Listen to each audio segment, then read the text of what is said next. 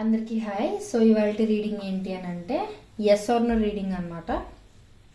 So మీ మనసులో చాలా questions ఉంటూ ఉంటాయి కదా, అంటే దీనికి సమాధానం ఇదా అదా అన్నట్లుగా మీరు కన్ఫ్యూజ్ అవుతూ ఉంటారు కదా, దానికోసమే ఈ రీడింగ్ అనమాట.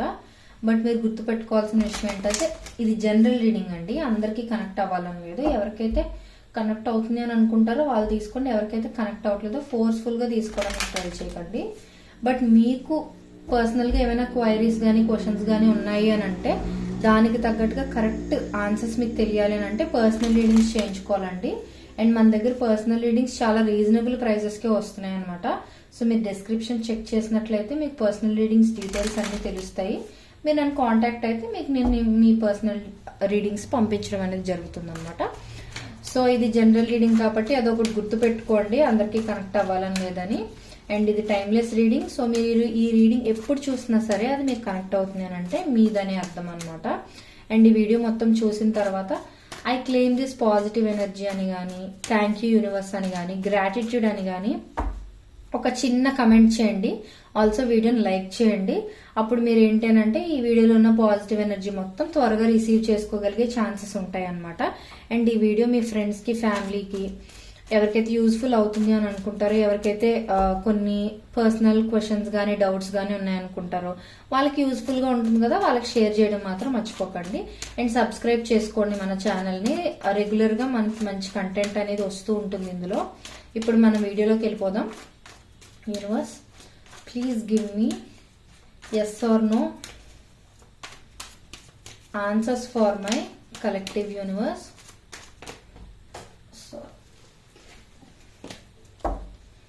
Please give me yes or no answers for my collective universe. Please give me yes or no answers for my collective universe.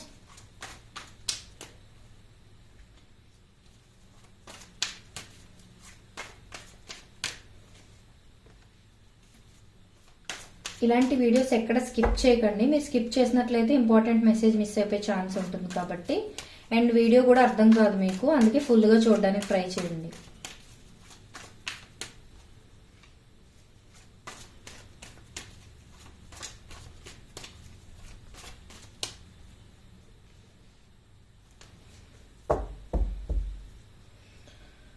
Okay, మనకి ఇప్పుడు బాటమ్ ఆఫ్ ద డెక్తో పని లేదు, బికాజ్ ఇది ఎస్ ఆర్ నో రీడింగ్ కాబట్టి.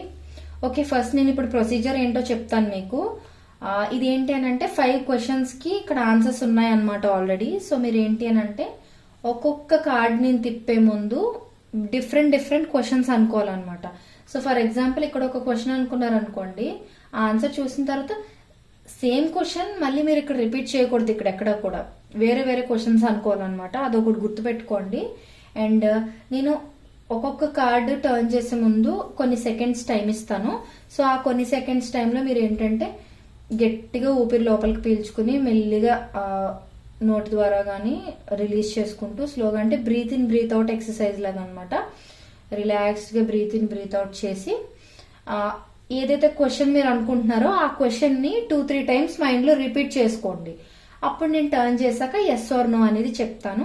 And ఇంకొకటి ఏంటి అంటే మీరు ఇక్కడ ఎస్ ఆర్ నో అనేది నేను ఎస్ చెప్తున్నానా నో చెప్తున్నానా అనేది మాత్రమే మీ క్వశ్చన్కి లింక్ చేసుకోండి. నాకు ఎక్స్ట్రా స్టోరీ కనిపిస్తే నేను చెప్తాను. ఆ స్టోరీ మీకు కనెక్ట్ అయినా అవ్వకపోయినా ప్రాబ్లం ఏం లేదు. ఎవరికైతే కనెక్ట్ అవుతుందో వాళ్ళకి కనెక్ట్ చేయడం కోసం మాత్రమే మీరు జస్ట్ ఎస్ వచ్చిందా నో వచ్చిందా అనేది మాత్రం తెలుసుకుంటే చాలు అనమాట. ఓకే, ఇప్పుడు మనం ఫస్ట్ క్వశ్చన్ ఆన్సర్ ఏంటో చూద్దాం. దానికన్నా ముందు మీరు బ్రీత్ ఇన్ బ్రీత్ అవుట్ చేస్తూ ఆ క్వశ్చన్ని 2-3 టైమ్స్ మెల్లిగా రిపీట్ చేసుకోండి. రిలాక్స్డ్గా ఫీల్ అవుతూ రిపీట్ చేసుకోండి. సో ఓకే, ఫస్ట్ క్వశ్చన్కి ఆన్సర్ ఏంటి అని అంటే మేబీ అనమాట. సో సర్ప్రైజ్ అవ్వకండి. ఎస్ ఆర్ నో అని అంటే 2 కాదండి, ఇక్కడ మేబీ చూపిస్తుంది అనమాట ఆన్సర్. సో ఇది జనరల్గా మీ సిచ్యువేషన్ తగ్గట్టుగా మీరు కనెక్ట్ చేసుకోండి. నేనైతే కొంచెం స్టోరీ కనిపిస్తుంది అది చెప్తాను. సో ఎలా అంటే ఫర్ ఎగ్జాంపుల్ నేను అనుకున్న జాబ్ నేను తెచ్చుకుంటానా అన్నట్లుగా మీరు అడిగి ఉండొచ్చు. ఎగ్జాంపుల్ నేను ఇస్తున్నాను, ఏదైనా అవ్వచ్చు సిచ్యువేషన్. సో మీరు అనుకున్న జాబ్ మీరు తెచ్చుకోవాలి అని అంటే మీ ఎఫర్ట్స్ మీద ఆధారపడి ఉంటుంది అన్నట్లుగా యూనివర్స్ ఆన్సర్ అనమాట. సో మీరు హార్డ్ వర్క్ చేశారనుకోండి వస్తుంది అని, హార్డ్ వర్క్ చేయకుండా టైమే మనకు తెచ్చి పెడతదిలే అన్నట్లుగా అనుకున్నట్లయితే నో అన్నమాట. సో అందుకే ఏంటంటే మీ ఎఫర్ట్ బట్టి రిజల్ట్ ఉంటుంది అని అర్థం అన్నమాట. ఇప్పుడు రిలేషన్షిప్ కంటెక్స్ట్ లో మనం మాట్లాడుకున్నట్లయితే మీరు ఎవరినైనా లవ్ చేస్తున్నారు అనుకోండి, వాళ్ళకి మీ మనసులో మాట చెప్పాలి అని అనుకుంటున్నారు, కానీ ఏంటంటే మీరు చెప్పకుండా ఉండిపోయి అవతల పర్సన్ మిమ్మల్ని అప్రోచ్ అయితే బాగుండు అన్నట్లుగా ఆలోచిస్తున్నారు అనుకుందాం. సో అలా అయినట్లయితే మీ సైడ్ మీరు ఎఫర్ట్ పెడితే లవ్ సక్సెస్ అవుతుంది, పెట్టకపోతే అవ్వదు అన్నట్లుగానమాట.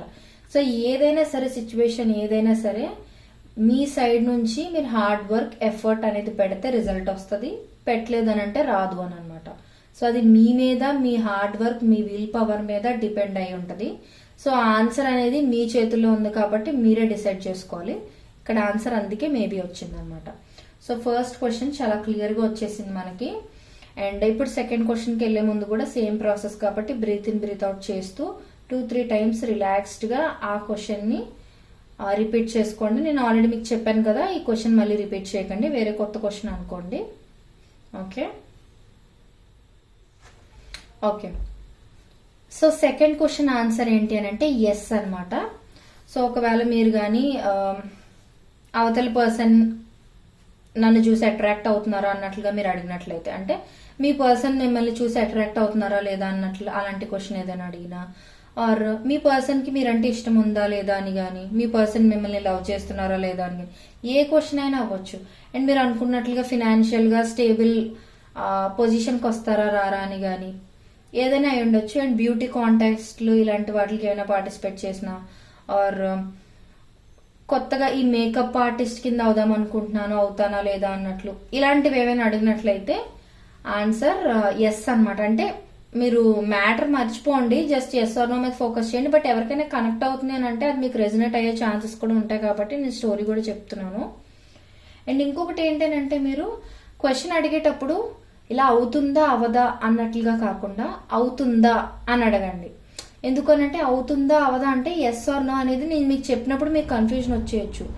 సో అందుకేంటంటే ఫర్ ఎగ్జాంపుల్ మీ పర్సన్ కి మీకు పెళ్ళి అవుతుందా అని అడిగారు అనుకోండి, పెళ్ళి అవుతుందా అని అడగండి. అంటే మీ పర్సన్ పేరు మీ పేరు చెప్పి పెళ్ళి అవుతుందా అని అడగండి. అంతేగాని అవుతుందా అవ్వదా అని 2 ఆప్షన్స్ పెట్టేసి అయితే అడగండి. అది మీకు ఒక క్లారిటీ ఇస్తున్నాను నేను ఇక్కడ. ఓకే నెక్స్ట్ క్వశ్చన్ కూడా సేమ్ ప్రొసీజర్. ఓకే టర్న్ చేస్తున్నాను. ఓకే సో ఇక్కడ క్లియర్ గా చూపిస్తుంది, మీరు ఇప్పుడు అడిగిన క్వశ్చన్ కి ఆన్సర్ అయితే నో అన్నమాట, క్లియర్ గా చెప్తుంది. అండ్ ఇక్కడ ఏంటి అని అంటే మీ పర్సన్ మిమ్మల్ని మిస్ అవుతున్నారా అన్నట్లుగా అడిగితే నో. ఎలా అంటే వాళ్ళ ఓన్ థాట్స్ లో వాళ్ళు బాగా ట్రాప్ అయిపోయినట్లుగా ఫీల్ అవుతున్నారు అనమాట. అంటే ఒక తలనొప్పిలా ఫీల్ అవుతున్నారు అన్నట్లుగా చూపిస్తుంది. అంటే ఎప్పుడు అలాగే ఉండాలని లేదు, ప్రెసెంట్ సిచ్యువేషన్ లో అయితే అలా చూపిస్తుంది అన్నట్లుగా చూపిస్తుంది అనమాట. అండ్ ఇంకొకటి ఏంటి అని అంటే మీరు some sort of toxic relationship లో ఏదైనా ఉన్నా సరే యూనివర్స్ నుంచి మీకు ఇది ఒక ఆన్సర్ అనమాట. అంటే ఈ రిలేషన్షిప్ నాకు కరెక్టేనా ఆర్ నా మెంటల్ హెల్త్ కి కరెక్టేనా అన్నట్లుగా ఏమైనా అడుగున్నట్లయితే నో, మీరు టాక్సిక్ రిలేషన్షిప్ లో ఉన్నట్లుగా కూడా చూపిస్తుంది అనమాట. ఎప్పుడు కూడా ఒకటి గుర్తుపెట్టుకోవాలండి, ప్రేమ అనేది బాధ పెట్టేలా ఉండకూడదు, మనల్ని హీల్ చేసేలా ఉండాలి. మనం బాధపడితే అవతల పర్సన్ చూడలేకపోయేలా ఉండాలి. అంటే కొన్ని సందర్భాల్లో ఏంటంటే అవతల పర్సన్ కూడా బాధపడుతూ మనల్ని దూరం పెట్టి మనం కూడా బాధపడేలా చేస్తూ ఉంటారు. బట్ అక్కడ ఏంటంటే క్లియర్ కమ్యూనికేషన్ అనేది ఇంపార్టెంట్. ఫర్ ఎగ్జాంపుల్ మీరు మీ గోల్స్ నుంచి ఎక్కడ దూరం అయిపోతారో అన్నట్లుగా మీ పర్సన్ రిలేషన్షిప్ నుంచి గ్యాప్ తీసుకోవడం ఆర్ కమిట్మెంట్ అనేది ఇవ్వకుండా వెళ్ళిపోవడం అలా చేశారనుకోండి, మీకు ఒక క్లారిటీ ఇవ్వలేదు. అక్కడ మీరేంటి అటు ఇటు కాక మీ గోల్స్ మీద ఫోకస్ చేయలేక రిలేషన్షిప్ గురించి మర్చిపోలా లేకపోతే వెయిట్ చేయాలనేది అర్థం కాక ఒక కన్ఫ్యూజన్ స్టేట్ లో ఉన్నట్లే కదా. సో ఒకవేళ మీరు మీ పర్సన్ సైడ్ అలా బిహేవ్ చేస్తున్నా, మీ పర్సన్ మీ సైడ్ ఇలా బిహేవ్ చేస్తున్నా సరే, అంటే గోల్స్ కి ఇంపార్టెన్స్ ఇచ్చి, అంటే మీరు మీ గోల్ ప్రయారిటీగా పెట్టుకున్నారనుకోండి, మీ గోల్ మీరు మీ పర్సన్ తో రిలేషన్షిప్ లో ఉన్నట్లయితే మీరు అనుకున్న గోల్ మీరు అంత త్వరగా అచీవ్ చేయలేరేమో, డిస్టర్బ్ అయిపోతారేమో అన్నట్లుగా మీ పర్సన్ బ్రాడ్ గా ఆలోచించారు అనుకుందాం. ఎస్ అక్కడ వాళ్ళు మీ మంచి గురించి ఆలోచిస్తున్నారు, మీ గురించి ఆలోచిస్తున్నారు, మీ గోల్స్ కి మీకన్నా ఎక్కువ ఇంపార్టెన్స్ వాళ్ళు ఇస్తున్నారు. కానీ ఇక్కడ మెయిన్ మ్యాటర్ ఏంటి అని అంటే క్లారిటీ ఇవ్వాలంటే ఫస్ట్ గోల్స్ మీద ఫోకస్ చేద్దాం, ఆ తర్వాత రిలేషన్షిప్ గురించి ఆలోచిద్దాం అన్నట్లుగా క్లియర్ కమ్యూనికేషన్ ఇచ్చేసారనుకోండి, మిమ్మల్ని వాళ్ళ ఒక బ్లాకేజ్ లో పెట్టినట్లు మీకు ఉండదు అనమాట. సో దట్ మీరు మీ గోల్స్ మీద ఫోకస్ చేసుకోగలుగుతారు. అంటే ఫ్రీగా ఉంటుంది మైండ్ అనేది, ప్రెషర్ అది ఉండకుండా. ఎవరైనా సరే రిలేషన్షిప్ లో ఉన్న వాళ్ళకి అదొక అడ్వైజ్ అండి. మీరు ఒకవేళ వాళ్ళ వెల్ బీయింగ్ గురించి ఆలోచించి మీరు బాధపడుతూ వాళ్ళని బాధ పెడుతూ ఉన్నట్లయితే క్లియర్ గా కమ్యూనికేట్ చేసేసి అప్పుడు మీ డెసిషన్స్ మీరు తీసుకోండి. ఎందుకనంటే ఒకరిని బాధ పెట్టిన బాధ కూడా మనకు అది కర్మఫలంగా తిరిగి వస్తుంది. ఖచ్చితంగా మనం కూడా బాధపడేలా జరుగుతుంది. అందుకని ఎప్పుడు కూడా అలా ఆన్ అండ్ ఆఫ్ సిచ్యువేషన్ లో అయితే పెట్టకుండా ఉండండి. ఓకే, సో థర్డ్ ఆన్సర్ అయితే నో, ఖచ్చితంగా షోర్ షార్ట్ నో. నెక్స్ట్ క్వశ్చన్ కి ఆన్సర్ చూద్దాం. ఓకే, ఇదేంటి అని అంటే నోయే, క్లియర్ గా నో. కాకపోతే ఏంటి అని అంటే కొంచెం ఎలా అంటే self decisions kind of situation లా చూపిస్తుంది అనమాట. నాకు ఇక్కడ పెద్ద స్టోరీ ఏం కనిపించట్లేదు. అంటే ఎలా అంటే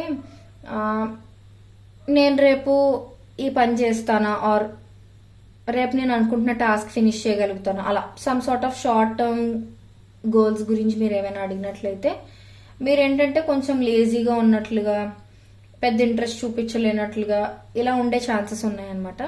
so what ever might be the question, answer అయితే నో అండి, క్లియర్ గా. మీరు సిచ్యువేషన్ తో కనెక్ట్ చేసుకోవాల్సిన అవసరం లేదు. ఓకే, అదైతే నో అండి. ఫోర్త్ ఆన్సర్ కూడా నో అన్నమాట. సో ఇప్పుడు మనం లాస్ట్ క్వశ్చన్ కి వెళ్దాం. క్లియర్ గా breath in breath out relaxed గా చేసుకోండి. ఓకే, క్వశ్చన్ రిపీట్ చేసుకోండి, కమాన్. ఓకే ఓకే, సో ఇదైతే ఎస్, స్ట్రాంగ్ ఎస్. దానికి తోడు ఇది ఒక మేజర్ ఆర్కానా. సో అసలు మనం ఇంకా ఆలోచించాల్సిన అవసరమే లేదు. ఇది క్లియర్ షార్ట్ ఎస్ ఆన్సర్ అన్నమాట. Very very very strong yes. ఒకవేళ మీలో కొత్త జాబ్ వస్తుందా అని కానీ, ఆర్ కొత్త ఇల్లు కట్టుకుంటానా అని కానీ, ప్రాపర్టీస్ ఏమైనా కొంటానా అని కానీ, ఆ రిలేషన్షిప్ పరంగా అయితే మీ లైఫ్లో కొత్త పర్సన్ ఎవరైనా వస్తారని కానీ, ఆర్ మీ పర్సన్తో మీకు ఒక ఫ్రెష్ స్టార్ట్ ఉంటుందా లేదా అని కానీ, రీకన్సిలేషన్ జరుగుతుందా లేదా అని కానీ, ఇలాంటివి ఏమైనా మీరు అడిగినట్లయితే ఏవైనా సరే ఆన్సర్ అయితే క్లియర్ షార్ట్ ఎస్ ఆన్సర్ అనమాట. స్ట్రెయిట్ ఫార్వర్డ్ ఎస్ అనమాట. చాలా చాలా స్ట్రాంగ్ మెసేజ్ మనం లాస్ట్ కార్డ్ లో చూసేసాం. సో ఇక్కడ కొన్ని నెగిటివ్ కార్డ్స్ ఉన్నప్పటికీ పాజిటివ్ ఎనర్జీ చాలా ఎక్కువ కనిపిస్తుంది కాబట్టి I claim this positive energy అని ఒక కమెంట్ చేసి ఈ వీడియోకి లైక్ చేసేసి ఎవరికైతే ఈ వీడియో హెల్ప్ అవుతుంది అనుకుంటారో వాళ్ళకి షేర్ చేసేసారు అనుకోండి, ఈ వీడియోలో ఉన్న పాజిటివ్ ఎనర్జీ మొత్తం మీరు త్వరగా రిసీవ్ చేసుకోగలుగుతారనమాట. అండ్ మీకు పర్సనల్ రీడింగ్స్ కావాలి అంటే ఒకసారి డిస్క్రిప్షన్ చెక్ చేయడం మాత్రం మర్చిపోకండి. డిస్క్రిప్షన్ చెక్ చేస్తే మీకు డీటెయిల్స్ అన్ని తెలుస్తాయండి. సో మీకు ఓకే అని అనుకుంటే ప్రైజెస్ అవి చాలా రీజనబుల్ గా ఉంటాయి కాబట్టి నన్ను కాంటాక్ట్ చేయొచ్చు. అండ్ నెక్స్ట్ మీకు ఎలాంటి వీడియోస్ కావాలి అనేది కూడా నాకు కమెంట్ చేయడం మర్చిపోకండి. అండ్ మీకు ఇది రెజొనేట్ అయింది అని అంటే అది కూడా నాకు తెలియజేయడం మర్చిపోకండి. Thank you so much. నాకు పర్సనల్ రీడింగ్స్ అవి చేయించుకున్న వాళ్ళు కూడా పర్సనల్ గా మెసేజ్ చేసి మరి నాకు చెప్తున్నారు పనులు జరుగుతున్నాయి, చాలా థ్యాంక్స్ మ్యామ్, మీరు చెప్తున్న టైంలోనే జరిగాయి, మీరు అన్నది అన్నట్లుగానే జరుగుతుందని. వాళ్ళకి పనులు అయిన తర్వాత మళ్ళీ నాకు మెసేజ్ చేసి మరి స్పెషల్ గా థ్యాంక్స్ చెప్తున్నారు. చాలా హ్యాపీగా ఉంది. Thank you so much for your support. ఇలాగే ఎంకరేజ్ చేస్తూ ఉండండి. సో ఇవాళకి ఇది. Thank you so much.